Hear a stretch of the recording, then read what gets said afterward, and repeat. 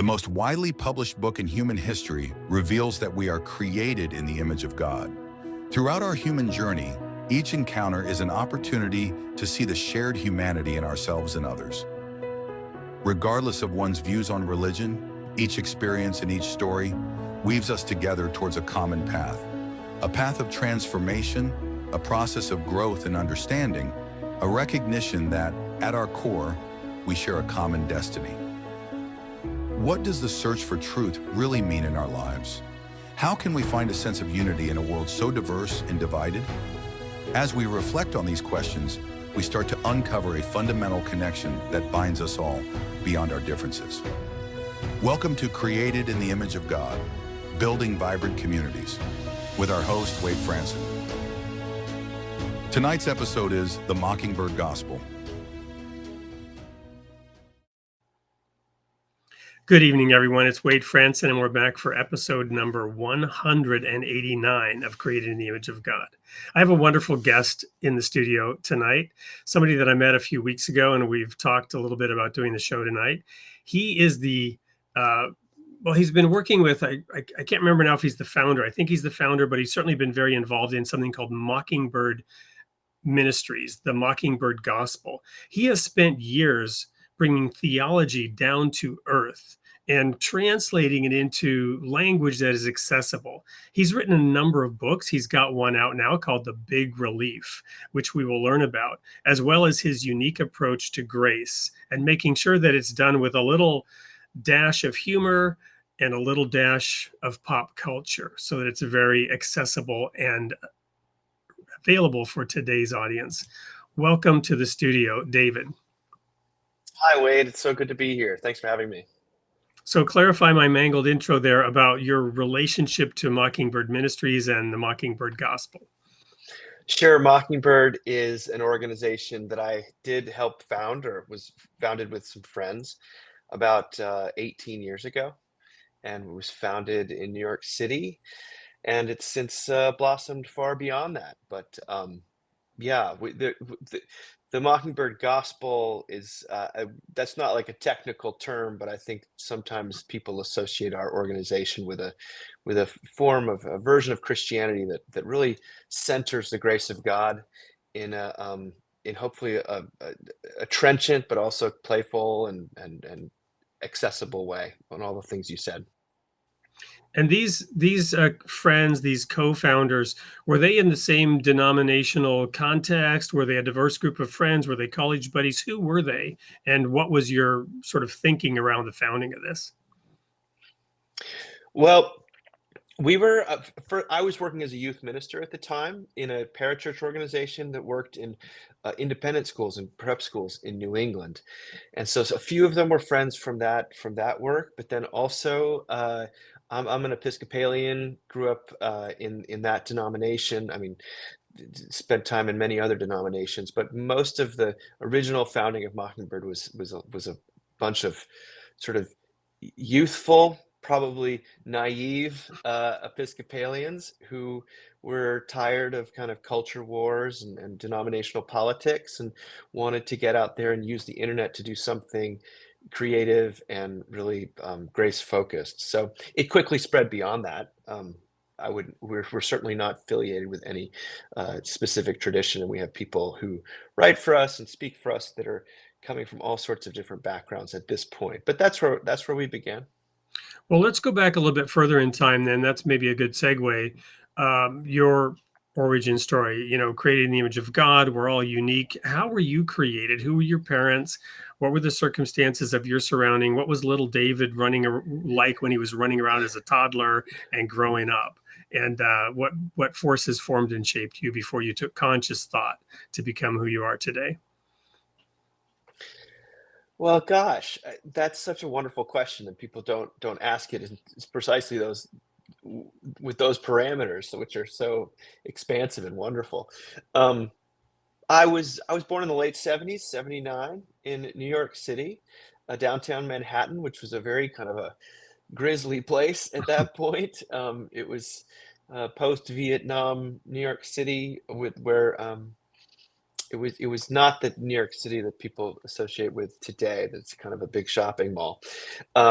My father was he had been raised in Christian Science, and my mother had been raised Methodist, and they had um, both had kind of radical conversions in their early 20s. And my father had actually gone into the ministry. So he was working as an Episcopal minister in Manhattan. But she's from the South, he's from the Mid-Atlantic. He's actually more of a Yankee, grew up in New York City himself. She's from Central Florida. Um, and so I like to think that I'm the product of these two very different people. It is an opposites attract situation. They're still very happily married, over 50 years later. Um, but so what was I like? We moved out of the Manhattan, out of downtown New York when I was about 3 years old. My father's imagination probably shaped our childhood. I had a very stable and nurturing mother, and a father who was quite uh, who was quite intellectual, eccentric, loved movies, loved music, was always going to concerts and things like that, but was a very devout Christian person. So as I look back, I realize it was quite a strange brew that I was coming out of, because a lot of times people who are born in sort of more devout situations are cordoned off from the culture, and they never get to read certain books or listen to certain records. But that wasn't my childhood at all. But so anyway, we moved out to the suburbs. I was a sensitive kid. I think I was a middle child of three boys. I look back and think that I sort of felt like I carried the weight of the world on my shoulders. I had a very rambunctious older brother and a more introverted younger brother, and so I probably took on the mantle of the achiever, which has filtered its way into my work. Um, but yeah, a sensitive kid. I was always told I was pretty hard on myself, but I had a lot of friends. Humor has always been very important to me. Um, well-rounded was the phrase that got tossed in my direction a lot, but I think I always wanted to be just good at one thing, but I was always told I was well-rounded, which meant you're pretty good at a lot of things, but not really good at anything. But anyway, we moved around quite a bit because we moved to South Carolina, so I was in the tri-state area around New York City for until I was about 8 or 9. Moved to South Carolina for a little bit. Then we went to Europe, and so I went to German speaking school for a couple of years. Wow. So, Uh, so I got to pause you there because the questions are racking up, and I know I'm going to forget to dig in. So, one of the first ones is, so your humor touch points, when you mentioned, you enjoyed humor, I know what they were for me, right? But what were some of the touch points in the area of humor that you remember just really igniting that spark where you realize this is really funny and laughing your head off kind of thing? the earliest would have to be the Muppets. I think Okay. I felt that there was something that just it touched the heart, but really made me laugh, and that was Sesame Street. The Swedish Chef, was that one? The silliness of Gonzo and the absurdity and the occasional breaking of the fourth wall. I love that stuff. Yeah. When I got a little bit older, Calvin and Hobbes was running in the Oh newspapers, man, and that was yeah, that's very brilliant, formative. brilliant, brilliant. Yeah, I would say that those were big, big deals for me. And then when I got a little bit older, Seinfeld has always been an abiding love of mine, and I could watch not that there's clips anything wrong with that. until the cows come home. Exactly. That was more middle school and high school. Yeah. But I would say those would probably be the three main influences on my sense of humor. Well, very cool. The other thing is, what were the cause of those moves? Down to Uh, North Carolina and then to Europe. well, I think my father was a fairly restless individual. It was common in our denomination at that point, less so now, that you would spend, you have a tenure of about 5 to 7 years in various places. His was a little shorter than that, and he decided he wanted to go get his graduate degree, a PhD in Germany when we were in seventh Was that grade. in When Tübingen by any chance, or where did he get that? bingo, yes, it was in Tübingen. That's exactly where it was. So Yeah, I because got, I lived in Stuttgart for 5 years. I was Oh, pastoring really? a three-church circuit in Stuttgart, Basel, and Zurich for Well, our we lived small in Zurich denomination. for 1 year while he was in Tübingen and then moved to Tübingen, and which was, for a 14-year-old kid, uh, which is what I was at the time, although I was yanked out of prep school in South Carolina, which is a very different scene than, 8th grade and gymnasium in Tübingen. Um, it was a wonderful place because you could be everywhere. You could ride a if you could ride a bike, it was basically like having a car, Yeah, and, it's medieval, kind of Legoland almost. It was a wonderful yeah, place to be for a couple years. yeah. So you still speak some German, or? I do, I do. I studied German in college, and it ended up going and living in Vienna for a Oh, wow. year. So, but we were moving around quite a bit, so they sent me to boarding school in Connecticut. So I was educated at a boarding school for 3 years, and then ended up going to college. I would say that faith-wise, I wasn't very interested in church or really even Jesus, from about age 13 to probably 23. I wasn't Hmm. antagonistic because I loved my parents and didn't see them as foolish or misguided. Uh, eh, I needed to figure out who I was. And, come to find out that included a sincere faith in God and God's grace and the So what person was work the of when Jesus. did, as the Germans say, when did the penny drop, right? I mean, y I'm debating here whether I should launch into German with you, but I'm looking at the audience and I'm not seeing anyone saying go for it. So, anyway, so, yeah, what was the turning point that that made you, think more seriously about faith and getting involved in religion and Jesus and The first thing that happened was when I said I was in Austria for a year by myself, direct matriculation. Uh, I got very quite lonely, but also, I mean, I eventually made friends, but it was just, plopped into the enormous university system there. And I took a class on the Bible, on the Synoptic Gospels. So I actually read the Bible first in German, um, the Luther ausgezeichnet. translation. Danke. I mean, I Yeah. used to give sermons in German, obviously, when I was doing that church circuit. So it's been a while, but Oh my yeah, goodness. yeah. Well, so I actually read the Bible for the first time. I mean, I grew up Episcopalian, which is, The Luther Bible, I assume. yes, the Luther Bible. Um, and I was transfixed by it. I don't think nothing can really prepare you for that. So that was really important for me. But then, I think that it's got to travel from the head to the heart. And the year after I graduated from college, I went through some personal difficulties, basically the beginning and ending of a relationship, a romantic relationship that left me pretty bereft and also exposed kind of who, I was all of a sudden doing things I wasn't super proud of and getting to know myself in a new way. And at that point, when I was in pain, I just started praying. And all of a sudden, before I knew it, I was part of a Bible study with some really wonderful folks who supported me during that time in a way that other people really didn't know what to do with that crisis time. And then before I knew it, I was working as a youth minister. It wasn't something I really sought out. I felt almost I was delivered into.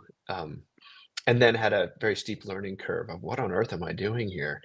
But as time went on, we talked about humor. I met, it was very important to me that I found some Christians who had a good sense of humor because my experience of Christians at high school and in college was that they took themselves extremely seriously Yeah. and were not very funny. So meeting some Christians who could really laugh and make me laugh was instrumental. So it's all sorts of things. You look back and um, you see that there was maybe more going on than you realized at the time. But those are the broad strokes.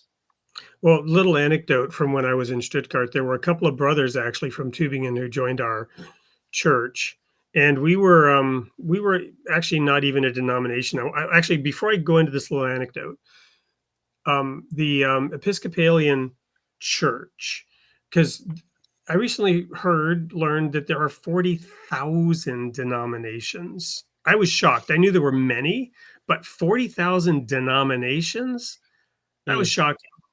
Okay, fact checkers, go make sure that's right. But that's what somebody told me, and I kind of don't doubt it. But the Episcopalian Church, where does that come from? What is it? Who are they? Well, it's originally the Church of England. It's the Church of England in America is the Episcopal Church, originally called the Protestant Episcopal Church. Now there's such a thing as that, the Anglican Church and the Episcopal Church, but historically speaking, the Henry VIII wanted to get divorced, and he couldn't be Roman Catholic and do that, so he ran into this guy named Thomas Cranmer, who was extremely. He was not only a theologian, but a poet, and he could really write. So this was a man who had been truly convinced by Martin Luther's theology about justification by grace through faith, and the priesthood of all believers, and all of these wonderful things. And he Henry VIII sort of leaned on Cranmer to start this new church that was kind of, people sometimes characterize it as like a halfway house between Rome and Geneva, or between true Protestant.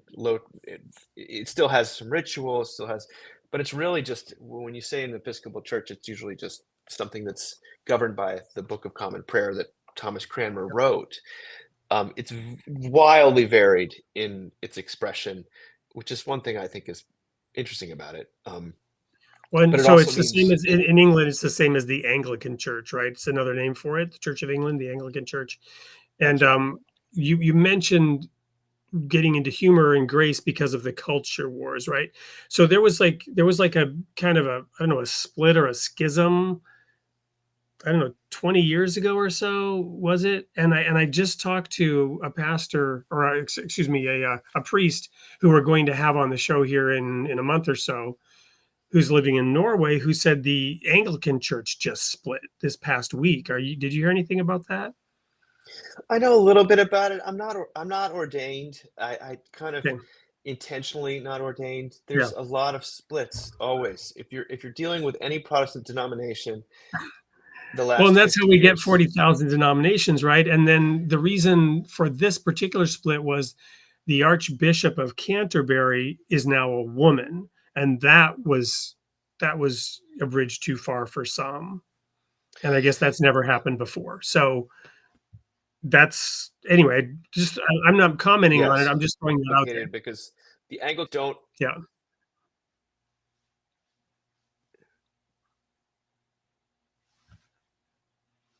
Uh, the uh, the the the Anglicans don't the Archbishop as like a pope. So it's a strands of Anglicanism do. It's wildly convoluted when you get down to it. I don't want to minimize what the heartache that a lot of people feel around a lot of this stuff, but I find it easier to exist as just a Christian.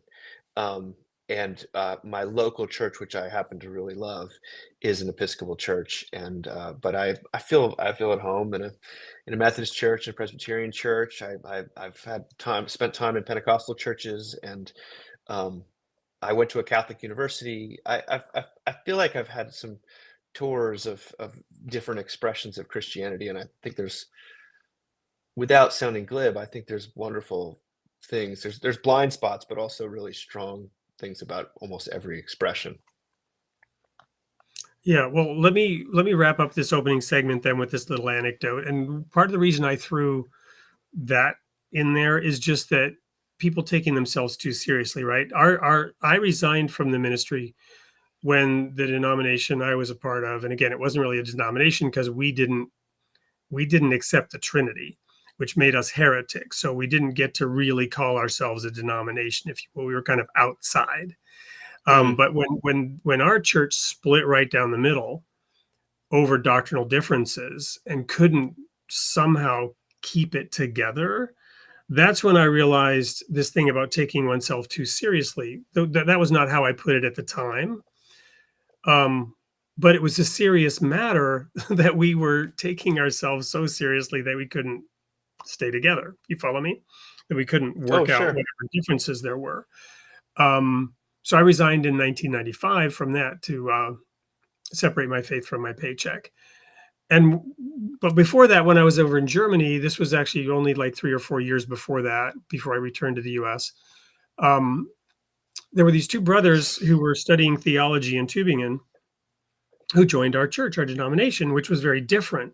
We, for example, also did not believe in um, going out and trying to preach the gospel outside. We believed where Peter said, "Be ready always to give an answer to everyone who asks you." But we didn't feel it was our requirement to go out and profess Jesus to others, right? But these two brothers came from that, and this one brother told me that he used to get on the U-Bahn, the subway, and he would always be nervous when somebody said, and he'd break out into a sweat because he felt this obligation to preach Christ to the person who sat next to him. And Hmm. for him, it was a big relief to not have that burden because in Germany, largely Jesus, it's not a new thing that people haven't heard of. And you know what I mean? So if you imagine having to talk about Jesus to everyone who's sitting next to you on the U-Bahn every day, back and forth, I can imagine breaking out in a cold sweat. But Mockingbird and your approach maybe lightens that up a little bit. So we'll go now to the video, and when we get back into the segment, we're going to have you unpack what all that is, how you approach it differently, how you maybe overcome that burden or that nervousness that this brother in Tübingen had.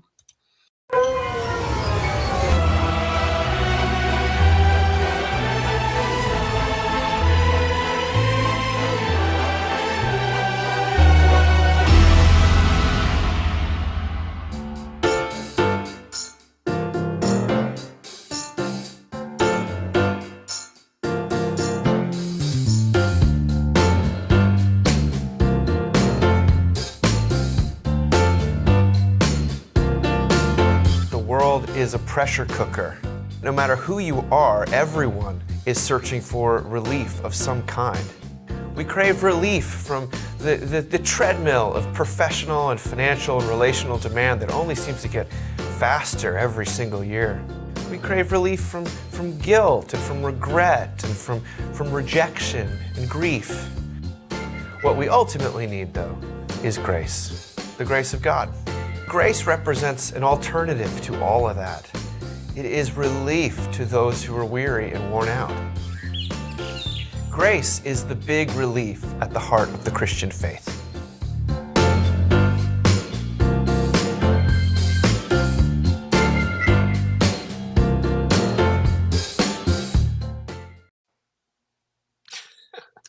I really like that video. I've watched it a couple times now, and every time I see all the different ways in which stress impacts us at the beginning. So I thought we'd start off this segment by inviting you to give your definition of grace as it maybe applies to this book or to life in an accessible way.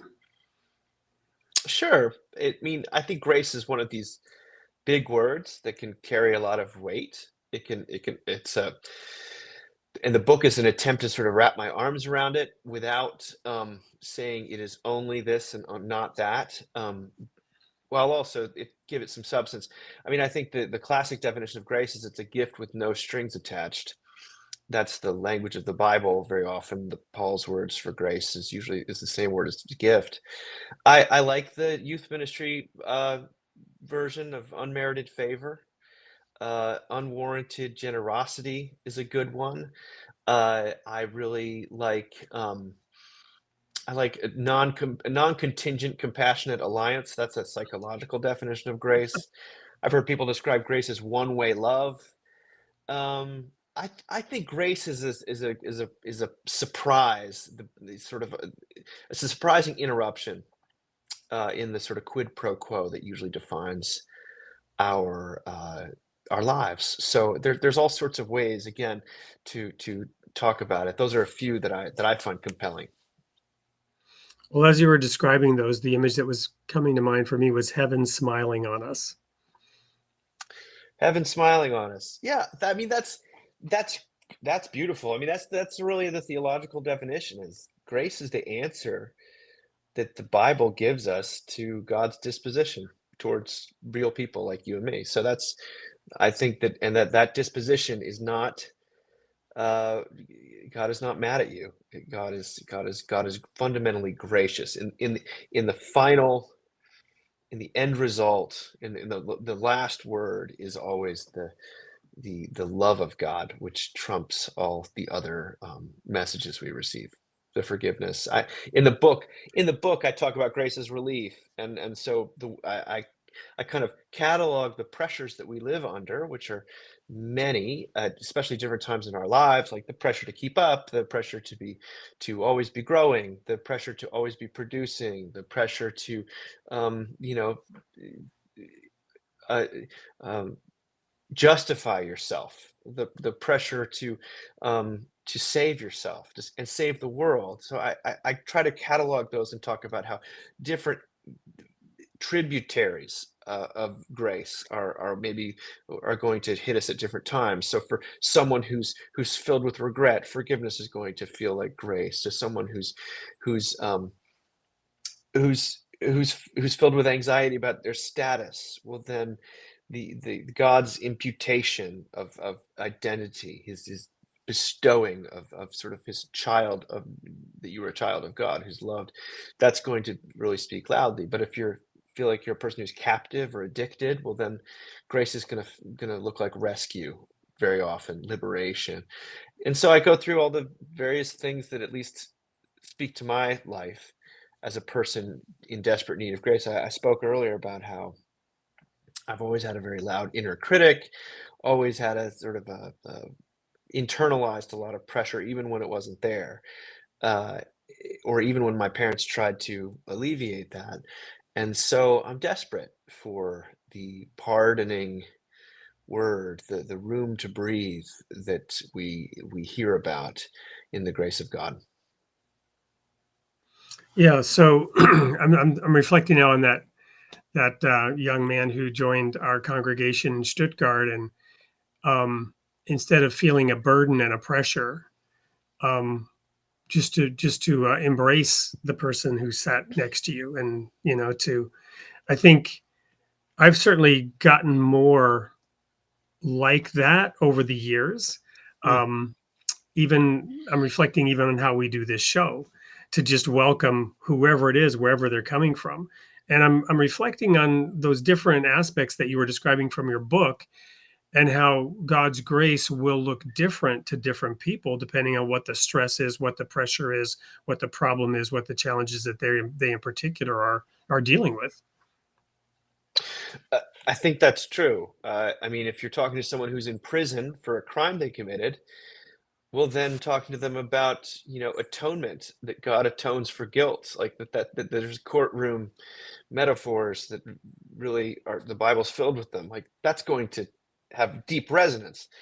However, if you're more a person who is, I guess, just weighed down by debt, well, then again, forgiveness is going to be something that is going to you're going to your heart is going to leap at that.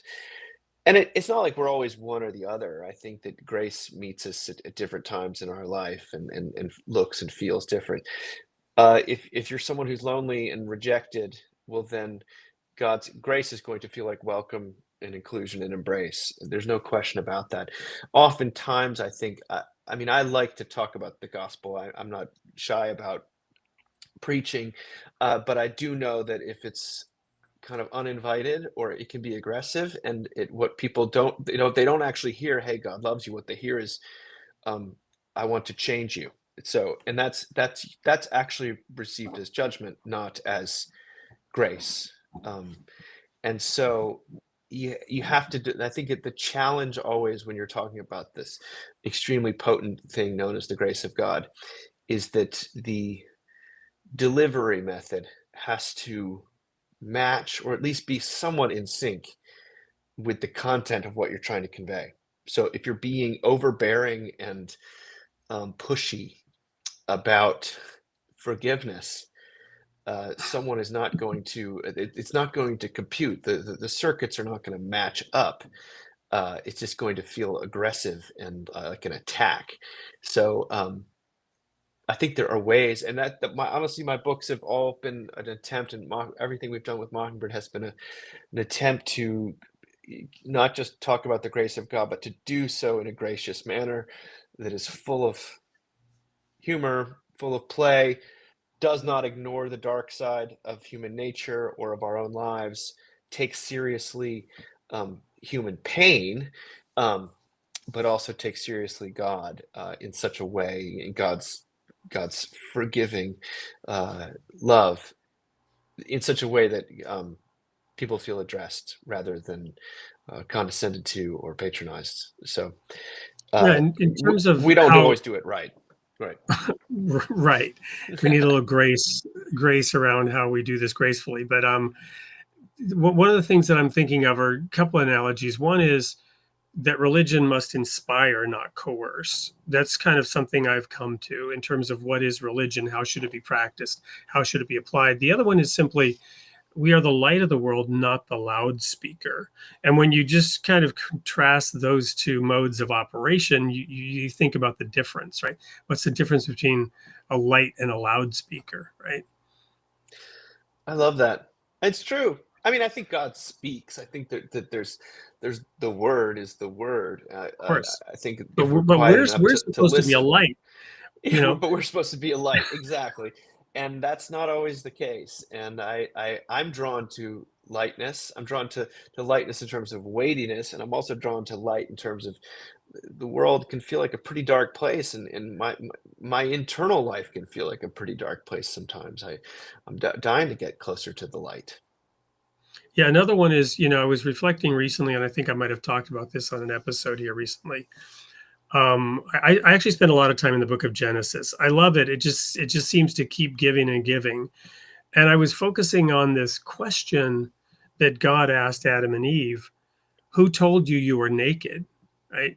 And now that can seem like an accusation, but it's actually kind of funny because it's like, I created you naked. They were naked. They were naked when God created them. Who Yeah. told you you were naked? What does that mean? Does it mean who let the cat out of the bag? You didn't realize you were naked? It's much more subtle than that, right? You got to unpack that. Who introduced shame into the beauty that I created? Because when he created us, he said it was very good. Everything else he created was good, right? The light was good. The sea was good. At the end of the day, it was good. And when he created us, it was very good, right? Hmm. And so who told you were naked? You know what I mean? Where did that shame come from? Where did suddenly heaven smiling on you turn into heaven is scowling at you?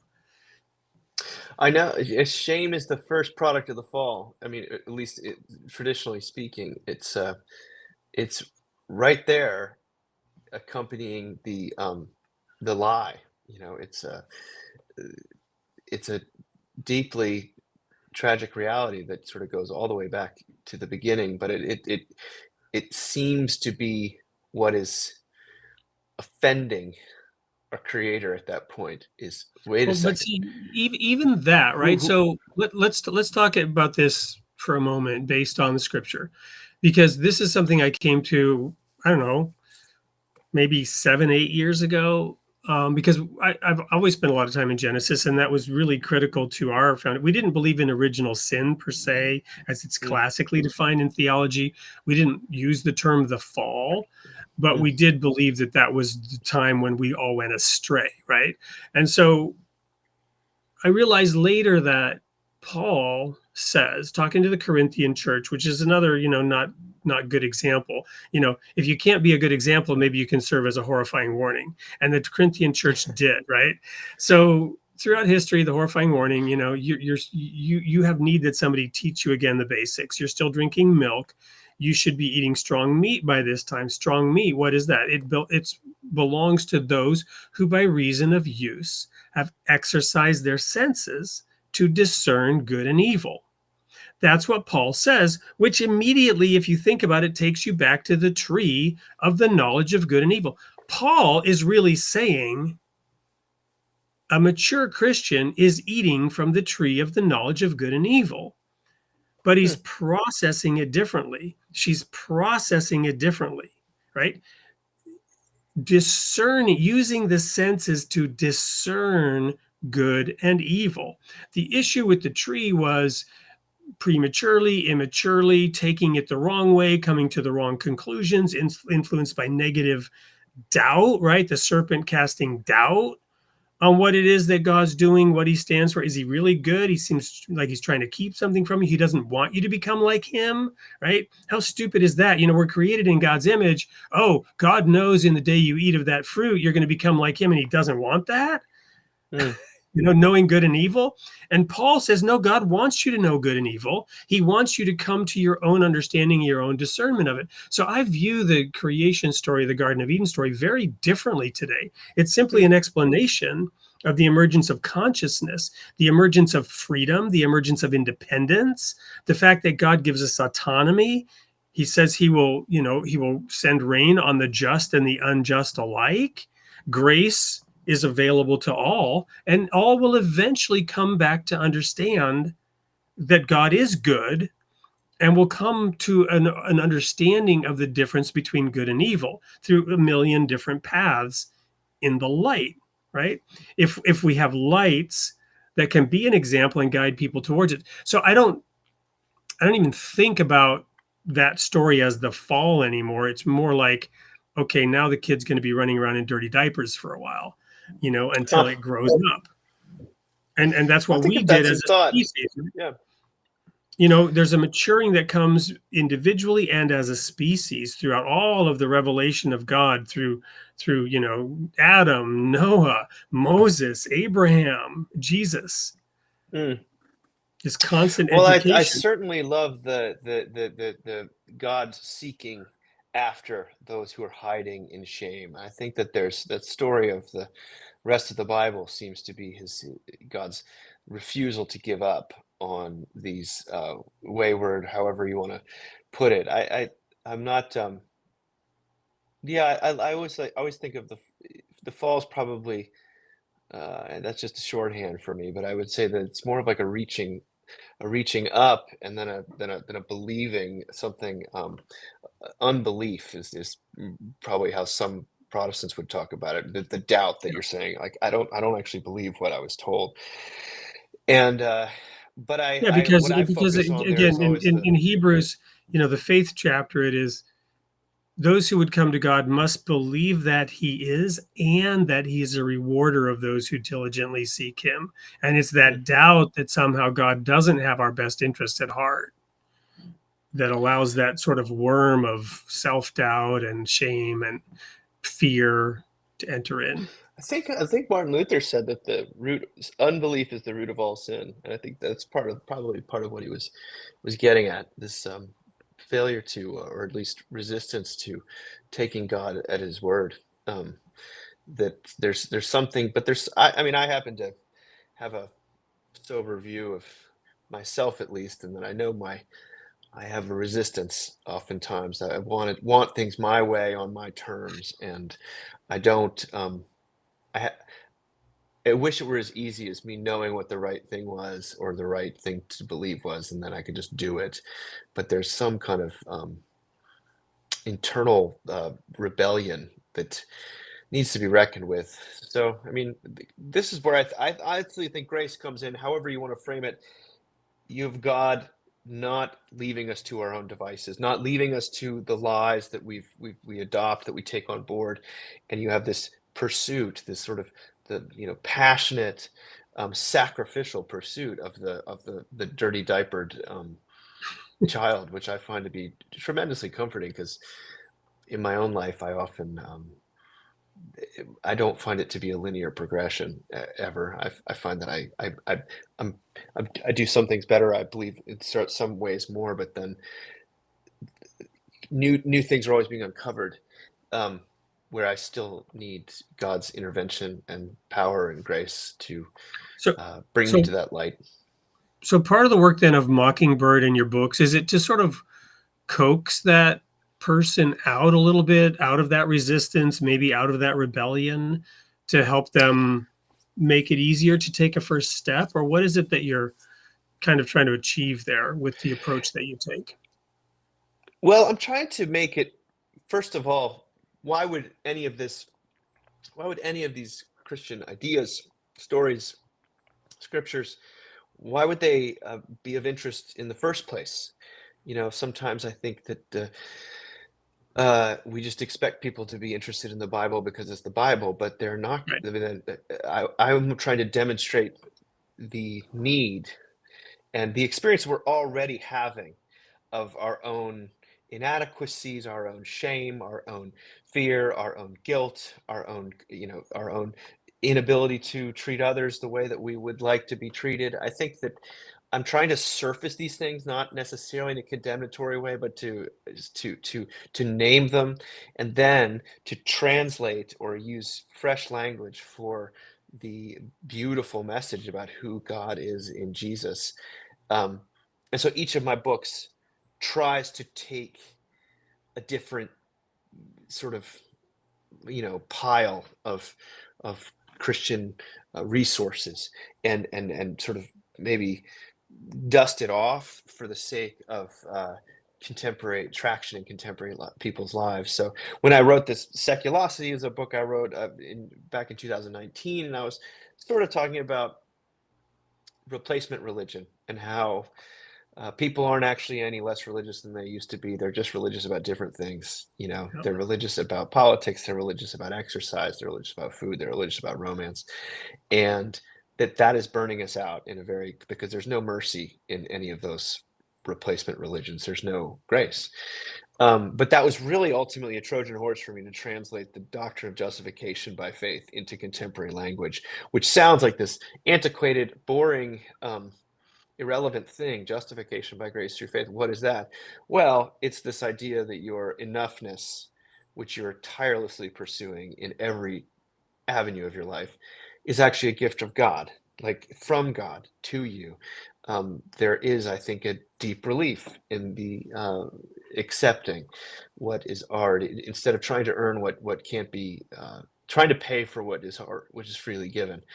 So, and then Low Anthropology, I tried to take a view of human creatureliness and limitation and sin, and try to bring that into a why would someone ever even want to believe this? Well, my experience is that love is usually found at the point of weakness, not at the point of success. Like that, the greatest unity I feel with other people is because we share our, we've suffered together, we've failed together. I know your what hurts you, your wounds, not just what you're proud of. And so I tried to, that was talking about contemporary divisions and how we're divided by all sorts of things we aspire to, but we're united in our shared failure to achieve those aspirations on our own steam. And then the big relief, of course, is just me trying to get at the grace of God, which is counterintuitive. It exists in relief against the way that life tends to work, which is usually some sort of transactional, I do this for you, you do that for me. Right. And so relief is this word that I just kept hearing everywhere I go, from people talking about, disaster relief after hurricanes, to people talking about, canceling their Netflix account because they can't keep up with the shows. It's just, I got the sense, oh, gosh, if you really listen to your neighbors, listen to your own heart, people are just crying out for relief. And life seems to be getting faster every year. More is being asked of us professionally, relationally, financially, etc. Where is hope to be found? Is God just another treadmill? Is religion just another ladder to fail at? And I don't think so. So I was trying to reclaim some of this stuff with compassion and including myself in the diagnosis, but also to do it, Wade, with some playfulness, because this is not about like solving a problem or getting something right. It's about disclosing and exposing what life actually feels like today. And in light of that, how might Jesus be of interest? And what is it about his message in person that endures? What is it about the Holy Spirit that would be of tremendous urgent importance for folks? Whether I do it successfully or not, I don't know, but that's what I've tried to do, because there's a lot of books out there written for Christians. There's a lot of books out there uh, that are helping those who are growing in their faith in all sorts of ways. But in my own ministry and work in Central Virginia, I didn't feel like I had a lot of resources to give to people who were sort of curious, but not quite there emotionally, or they needed some coaching with the plausibility structures. It's a lot of things I just said. No, it's awesome, and I'm just drinking it in. I really love your approach. I love I'm just reflecting and thinking about everything you're saying. We're going to go to a really quick commercial break, and when we come back, we're going to ask the question: where are you growing next? How has all this been working, and what is the feedback, and what's next on the horizon for you, for Mockingbird, for your writing? Don't go anywhere. We'll be right back with more of David and the grace of relief. What if everything you thought about healing was missing one vital piece? 7 generations of doctors, one man who took a different path. Betty Carmichael never went to med school, but he discovered something that science can't always explain: a spiritual process with the power to heal.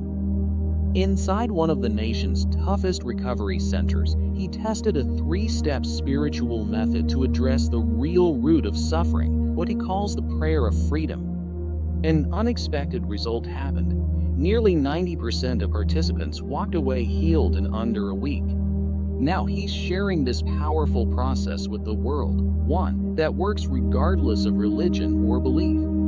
Discover the prayer of freedom and unlock the life you were meant to live. Welcome back to Creating the Image of God. I'm here with, and I got to look up your name to make sure I pronounce it right, David Zahl, who co-founded Mockingbird and has a new book out called The Big Relief.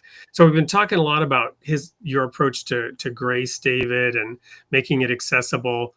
So what's next for you? I know you're currently traveling the nation. The book's getting great reviews. I was looking at some of them on Amazon, and it's like way over 4.5 stars. Is like one lower review, but the person didn't actually leave a review. We think they probably thought the book was great and got the numbers reversed. But anyway, so what's next? What's on the horizon? Where are you growing next? Well, this is the big question. I've got a lot of different projects I'm thinking about moving into. There's a chapter in the book about play as the relief from productivity. This feeling that, I have to produce. I live every day having to. If something's not productive, it's not worth doing. And play is sort of the form that grace often takes, which is play is something you do because you delight in it and you enjoy it for its own sake. And I think play is a mode of being in the world that grace makes possible. And I've just written a long article about it that'll come out in Christianity Today, I think in about a month.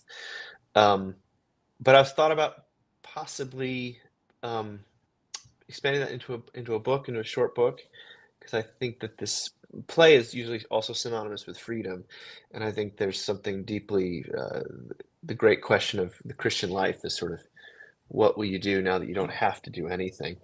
And so I want to play is something I want to explore how it works as a church and as a creative person, as a writer, as a man. I think men in middle age stop playing unless they're playing golf. So I want to explore that. That's one thing. I'm also very interested in loneliness and in middle age among men and women, but how do I weave that into the other? I mean, I'm very interested in perfectionism, the addiction of revenge that sort of seems to be afflicting our society. So I'm not exactly sure. The play thing feels like the strongest and most constructive.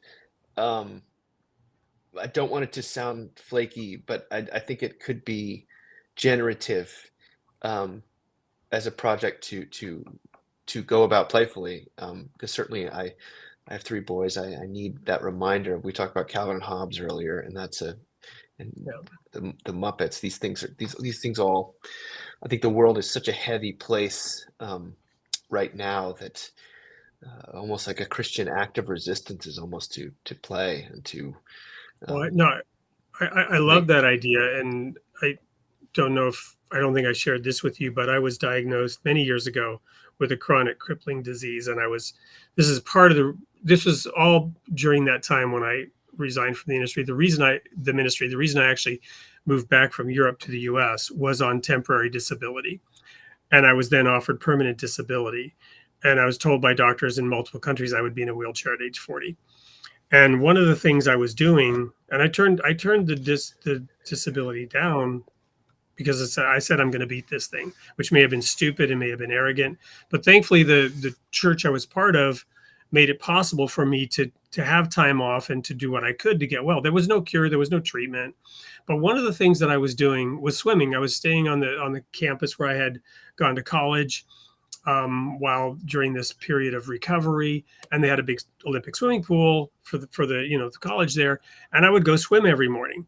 And this was before Michael Phelps made cupping popular. The big blue purple welts on your back. I was doing that for healing, not for swimming, and to oxygenate my back. And so I looked like, and nobody'd ever seen that. So I looked like the victim of a giant squid attack, right? When I would get in the pool, everybody else would get out, which was fine for me because it allowed me to swim my laps. But I was trying to measure progress in my hope of getting better against the clock. And I was always a swimmer in college. And before that, swimming was always a thing with me. So I would swim a mile, and I would see if my time was getting better. And my time would get better for like 3, 4, 5 days. And then I'd have a relapse and I could barely move. You follow me? And something told me that this was part of the problem. So instead of looking at the clock and the time, I said, I'm just going to focus on my stroke. And I'm going to pretend that I'm dancing, which I couldn't dance to save my life. I've never danced, but I'm like, just the feel of gliding through the water and doing it in such a way that, if you do it right, it's like being a dolphin or something, you know what I mean? It's playful. Mm. And there are all these different things. I did so many things to eventually experience healing, and I believe God guided it. We had that ad about healing. I believe there's a power in getting alignment with God, however you do that, right? And God will help you become well, right? But it was that idea of changing the way that I thought, changing the way that I approached things. Again, the big relief, swimming gracefully would have been another way to say it, right? Swimming under the grace of God, rather than trying to accomplish something or compete or get better. Just enjoy it. You're speaking my language, Wade. I was a swimmer in college myself, and what prevents me usually from getting back in the pool these days is that need to measure and to be so cognizant of where I used to be, and the exercises that I enjoy now they're not. I have to. They're much more playful, and they have to be somewhat fun, and I couldn't. That's great confirmation. I remember I swam in Tübingen too, so Oh wow. Yeah, when I moved to Germany, I joined the water polo team in Bonn, and there were all these like 6'4" guys, and I'm pretty short. Man, that was brutal, right? Our warm up was swimming a mile. Water polo is the most brutal sport on earth. Yeah, I'm a water polo player too. I played at boarding school. It was a huge part of my life, and very humbling, extremely humbling. Yeah. Oh yeah. Well, that's confirmation. Maybe I should dive, pun intended, deeper into that pool. Well, we're gonna quickly go to a couple of audience comments, because you just reminded me way early on there was somebody who said this when we were talking about humor. Did you ever read The Far Side? No, Gary love The Far Larson. Side, of course. I think. What's your favorite Yeah. Far Side cartoon? Oh my gosh, probably the Midvale School for the Gifted. I just, where that's Push, how don't could pull. Yeah. push don't pull. I mean, that's so emblematic. But all the ones of God, in his laboratory kitchen stuff, I like the absurdity of the Far Side though. Like I think Yeah. sometimes there's some stuff that doesn't really make any sense, but it's about cows, and you realize it's just absurd. I appreciate that Yeah. stuff. I always loved the scientists in their lab coats that were acting like kindergartners. Oh, I know. That's a great one too. I love it. Yeah. So let's see what else we've got here. Well, we talked a little bit about denominations and whatnot. Again, very early on, Christian Science.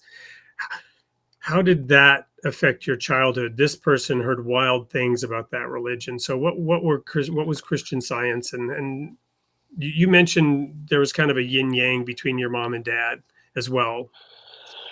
I think, I mean, Christian Science is very much sort of the power of positive thinking.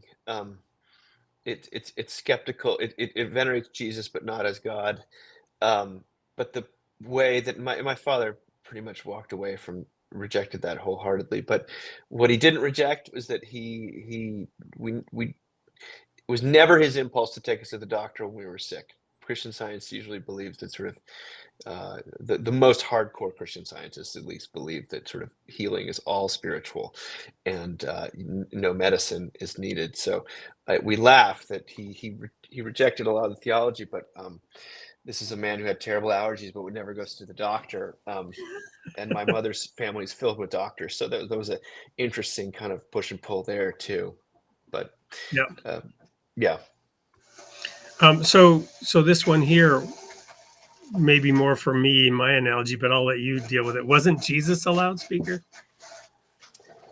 I think so, but I think we are not Jesus. So I think that I want to amplify the words of Christ, and I want to allow him to speak where, rather than, I don't know of how much the world needs that much more of me, but yeah, I mean, but I don't think of Jesus as a billboard in that, or like kind of that kind of loudspeaker. Just, Jesus interacted with people. I mean, he wasn't, there was always a give and take. But there was more giving, but there was, I don't think I understand why, like, Christ is God's great revelation, God's great message to the world is enfleshed in Jesus Christ. I believe that, but I also think that how that actually works out in practice, he wasn't going around shouting at people. Like he would preach, but many, many times he would also interact. Yeah, I would also, very well said. I would also add to that. I was thinking as you were talking, he spoke in parables. And then when they asked him, why do you speak in parables? He said, in fulfillment of Isaiah, seeing they will not see, hearing they will not hear. To them, it's not given. So he wasn't, in that sense, he wasn't a loudspeaker. He wasn't trying to overpower everybody. He wasn't trying to force them to accept or listen. He was more evoking curiosity and Yes. allowing people to come to their own conclusions about things.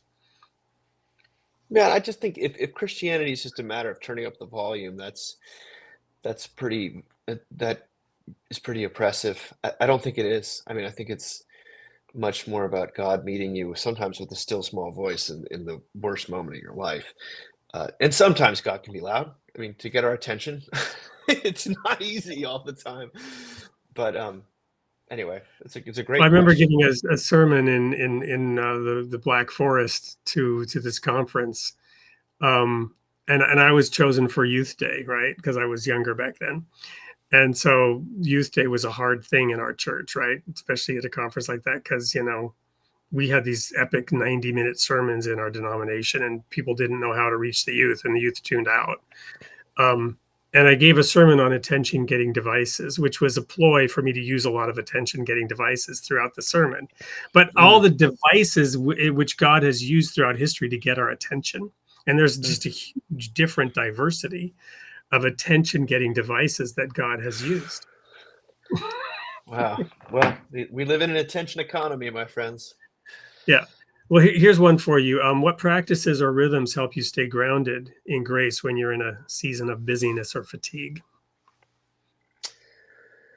Well, for me, a lot of that revolves around church. Um, I go to a church that I enjoy and I love, but I also it's a place where I get to serve other people. And I go there at least 3 times a month.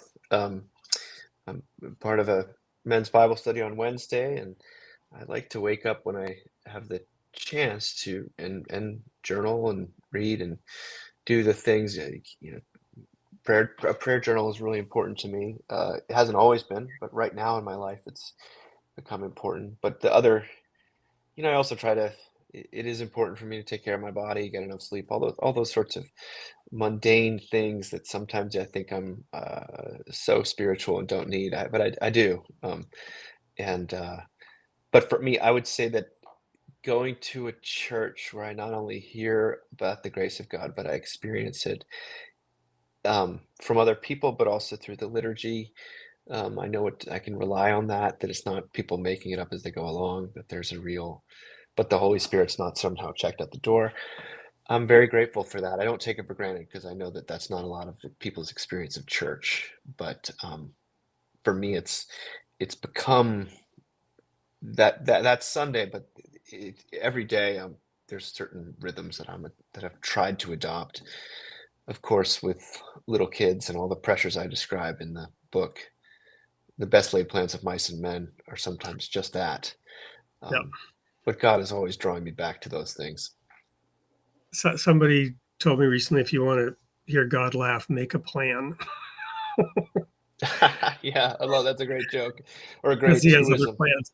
Right. So one more, because we're out of time here, but I'll throw this one out there and then I'll invite you to have the last word. What has surprised you the most about the way God has continued to work in your life or ministry? Something you didn't see coming when you first started the Mockingbird Project? Gosh, well, I didn't see myself as a writer when we started the Mockingbird Project, and I've now written 4 books, um, and I've countless blog posts and articles, and I found out I love the written word, and I find it delightful. And I find there's playfulness in that process. I when but this is questions, a very sweet one because almost nothing that's happened in Mockingbird is according to what I envisioned, and it's much bigger and more interesting. If it had been just what I wanted, we would have reached some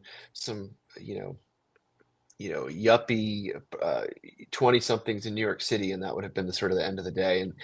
And it's been a more expansive and adventurous thing, and I've gotten to go to places I never thought I would, and watch some of our things be translated into different languages, and hear from folks in every conceivable context that they've been encouraged by the resources we've produced and the podcasts we host. And um, I hear from a lot of people that Mockingbird has really helped either save their faith or God has used it uh, to to bring them comfort in a desperate season, and that to me is very exciting. But like none of us saw COVID coming, and that Mockingbird was ideally positioned to, you know, so many churches thought, oh, online ministry online, or that doesn't sound like a thing. And then all of a sudden, the whole world was forced to do this stuff, and we were already there. We had our social media channels, we had our infrastructure. So that talk about a surprise, which I Wow. never would want, but that was great. Yeah. Silver lining. Um, so how people go, what, mockingbird.com, obviously the big relief, they can get it on Amazon. Do you have a way they can contact you or engage with what you're doing? Yeah, mbird.com, mbird.com, or mockingbird.org. People can find us there. We have a conference coming up in Charlottesville, Virginia. We have in November. Next every April we have a conference in New York City. But I host a podcast called The Mockingcast, and that's every 2 weeks. That's sort of talking about all sorts of cultural touch points with the grace of God. But my books are out there. And I'm not hard to find. Wonderful. So last words. What do you want to leave the audience with as we wrap up here? And after that, we've just got one thing, which is to air the sneak peek for next week.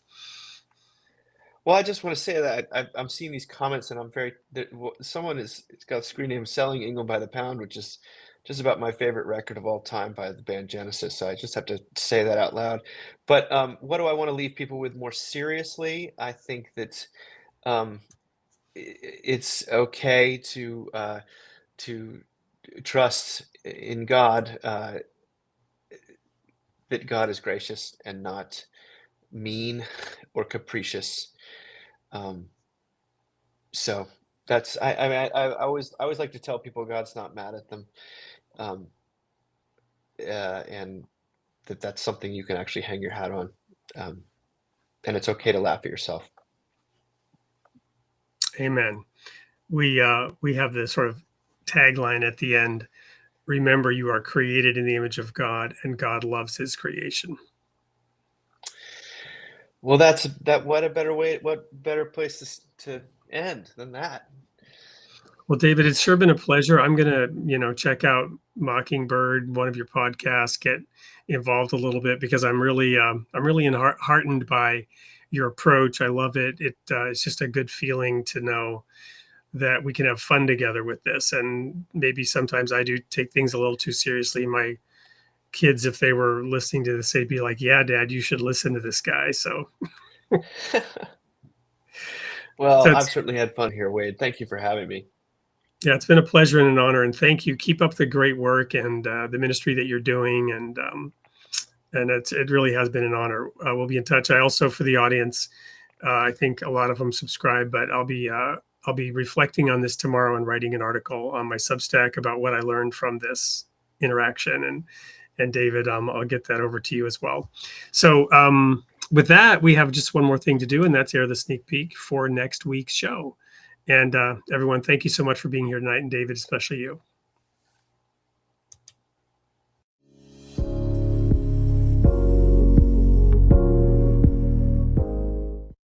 Hey, everyone, it's Wade Franson back in the studio with an amazing guest for this coming Tuesday's show at 8 p.m. Central Time on Created in the Image of God on November 4th. I'm here with Brian Zond. And after all, it's the political season, not this year, but, it's kind of that election fall feeling in the air. Brian, among many other things, aside from building a very large church that was very successful, pastoring it for 40 some years, and has written a number of books, including one called Postcards from Babylon. And we're here to talk about the role of religion in society and Brian's take on the early church, Emperor Constantine, and many other things. Welcome to the studio, Brian. Thank you, Wade. Good to be with you. Well, I'm going to open up with a real fun softball. You said one time that you wrote Bob Dylan on a ballot for president. What's your favorite Bob Dylan song? Oh my goodness. I can't tell you the favorite song. I'll give you a favorite album. My favorite album is Blood on the Tracks. Amen, but I also like that. Blonde on Blonde, but I also like Time Out of Mind, but I also like Highway 61 Revisited, etc. So I can just give you a favorite album. That's the one that starts off with Tangled Up in Blue. That's the opening track on Blood on the Tracks, Tangled Up in Blue. My absolute favorite album. And where do you want this killing done? You can do it out on Highway. Let me give you the whole thing. God said to Abraham, kill me a son. Abe said, man, you must be putting me on. God said, no. Abe said, what? God said, you can do what you want, Abe, but next time you see me coming, you better run. Abe said to God, where you want this killing done? God said, you can do it out on Highway 61.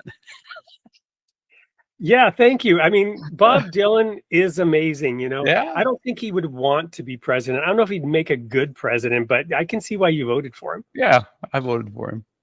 All right. So Bob, Brian, so weaving in all of your, and the names of your books, the titles of your books, I mean, you have so much wisdom, history, experience, but also you kind of weave in things like that to reach people. What is it about that with you? Well, I'm greatly influenced by the arts, and I'm not necessarily weaving those in to make a point or to attract people. It's just how my mind works. In fact, my most recent book is called The Wood Between the Worlds, A Poetic Theology of the Cross. And it's because even though I can write theological prose, and I do, I don't limit myself to that medium. In other words, I think the truth of God can be communicated just as well through painting, song, poem, literature, art, film, as through more conventional theological prose. So that's how I roll with that. The love of God is not of this world; it's completely of the soul, right? Mm. I'm inspired by what I'm hearing from you, and the audience is going to be inspired when we have a full hour to unpack the many aspects of what you've learned over the years. So to the audience, this is one show you're not going to want to miss. Please be there at 8 p.m. sharp on November 4th for Created in the Image, 8 p.m. Central for Created in the Image of God with Bob Zand. We'll see you there.